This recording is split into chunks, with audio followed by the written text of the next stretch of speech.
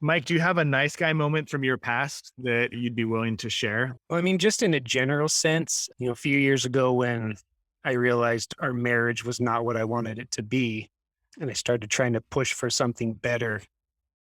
I mean, looking back now, I can see how my world revolved around my wife. Like she was the center of my universe. She was my everything. She was my all.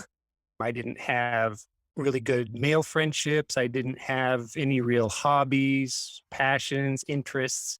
I worked hard in my career and then came home and it was just my wife and the kids, but mostly the wife. I wanted her to fill my bucket. And it put a lot of pressure on her to be my everything.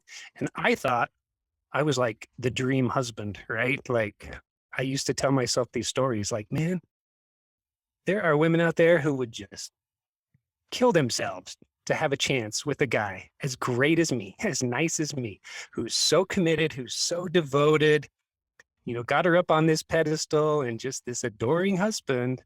And she doesn't appreciate it.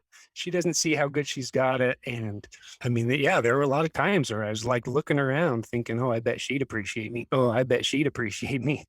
Like total nice guy mentality. I thought I was doing the right thing by kind of losing myself and letting my life revolve around her. But yeah, in hindsight now, I can see how really unattractive and undesirable I was. I was just very needy, very taking, very smothering, because I didn't have I wasn't like my own person. I was very enmeshed with her and just codependent on her. I mean, that's not a specific example, but just in a general sense, that's how my nice guy looked not too long ago. And what did some of that neediness and smotheriness look like? Oh, I wanted to just do everything with her. I would get really anxious when, if she had like a girls' night out or something, I would sit home and just drowning in anxiety. What's she doing? Who's she talking to? What are they talking about? Is she having fun without me?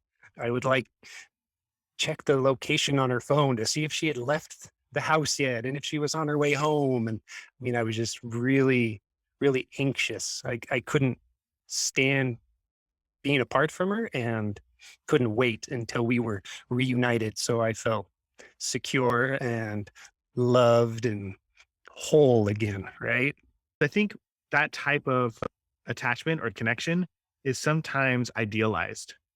Like we talk about becoming one as a couple, you talk about, you want to be with somebody you can't live without. And so what about that was attractive? Because I can see people from the outside maybe looking at that and saying, that sounds kind of nice to have somebody love me that much that they're really, they care about where I'm at and what, if I'm safe and they want to spend all that time with me. So can you de-romanticize that for me and tell me what about that made you unattractive to your wife? Yeah, boy, it is. It's true. It's so romanticized. Like I thought of Jerry Maguire, right? Like you complete me. Yeah. Without you, I am nothing. And I don't think that's ultimately the kind of person we want to be with. Somebody who is nothing without us. I think we're innately attracted to people who are um, confident and secure in themselves, who are a whole person on their own, and then with strength can choose to bring that whole person to a relationship. Mm. And I mean, I was just kind of like a shell of a person. Yeah, I'm sure she appreciated to some extent the validation I gave her, the attention, the adoration. Um, but yeah, it wasn't attractive. It wasn't desirable. It wasn't helping our sex life. It was doing the opposite, actually. It was Mm. kind of driving a wedge in between us. Did you enjoy this clip? If so, you can check out the entire conversation right here. Or if you want some more tools and resources to help you overcome nice guy syndrome, check down in the description. I've left some really great resources for you there. And if you learned something valuable, I hope I was able to earn your subscription today.